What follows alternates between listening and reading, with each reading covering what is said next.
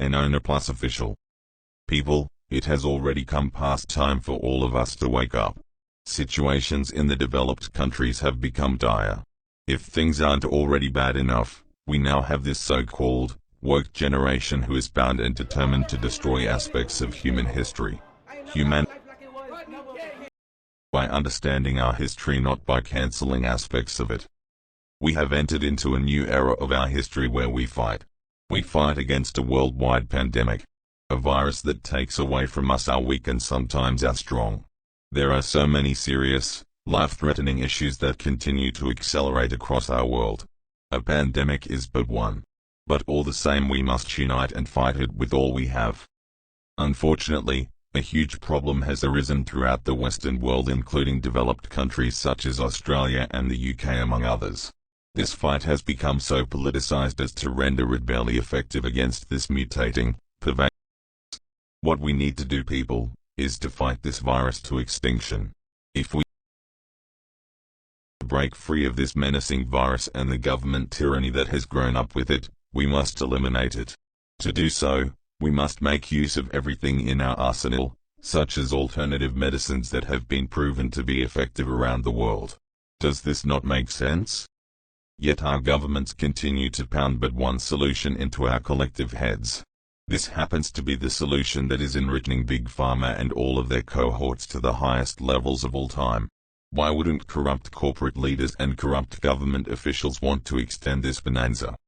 The President of the United States says this: our way is safe, effective and free.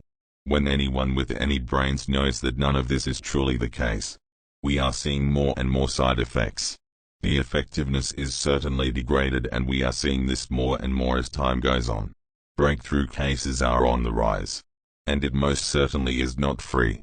The money that enriches the big pharma companies comes straight out of the pockets of the public. Face it, none of the governments have any money of their own anymore. As of late, the mainstream media has gone off on a hit piece of magnanimous proportions against this medicine. They refer to it as horse medicine.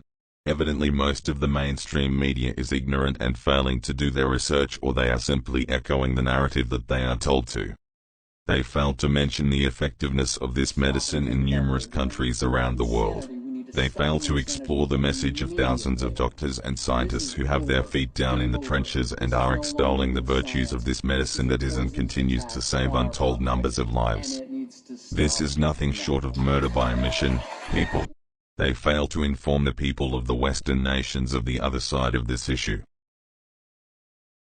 Why is big media weaponizing their social platforms?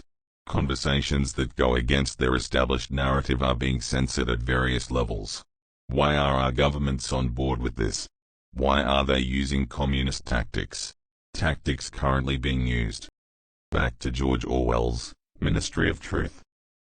Orwell's book was an attempt to warn his own society about its own alarming trends. And wants to force their brand of reality upon all of us. Guaranteed, their brand for late-breaking news. Now, what are we going to do about this news blackout coming out of India? Some provinces have totally abandoned the government protocols and switched over to that which the US government refers to as horse medicine.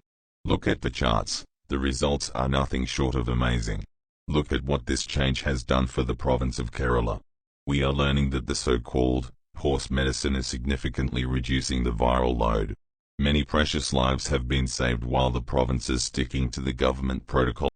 Some of the worst numbers in the world. There is much to be learned from this. When will we learn? Look at the latest results from the United States CDC. Don't you think the general public should be made aware of these figures? 16,000 hospitalized and dead means something. 16,000 and counting. News is finally coming out of the American medical community on autopsies being done on these breakthrough deaths. The mystery is why the government spends so much time promoting their inoculations but does not seem interested in finding out what's happening to the dead ones. This, as well, goes against all good science and could be deemed criminally negligent. Doctors who look at the X-rays and pictures can tell immediately what is going on. Note this information coming from Dr. Ryan Cole. They are seeing human damage to the liver, kidney, testes and ovaries. They are seeing fertility issues. They are seeing what is called microclotting. They are seeing heart inflammation. The doctor stresses that this damage is permanent, and he asks what this could possibly be doing to young children who have a long life ahead of them.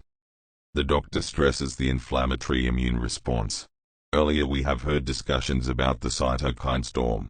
What we are seeing is complications related to administering the government inoculations to those who have already developed T cells by way of natural immunity. An overload, if you will. Or that should be profoundly disturbing to the public at large. In essence, all of humanity is nothing more than phase 3 of this grand experiment. Nobody knows what awaits. Dr. Roger Hodgkinson says this: it's just politics playing medicine. And that's a very dangerous game.